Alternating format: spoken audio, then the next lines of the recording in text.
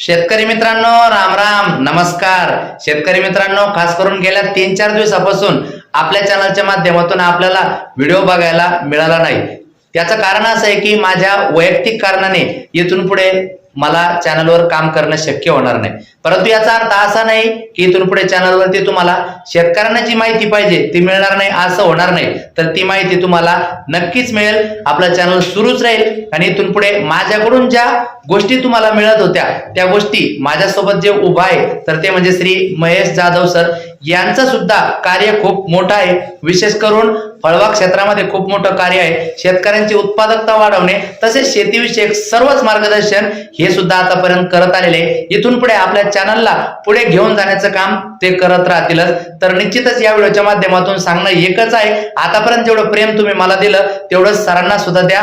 नक्कीच सरांना सुद्धा लाईक, सबस्क्राईब, कमेंट, शेअर करून सपोर्ट करा. भेटूया. धन्यवाद.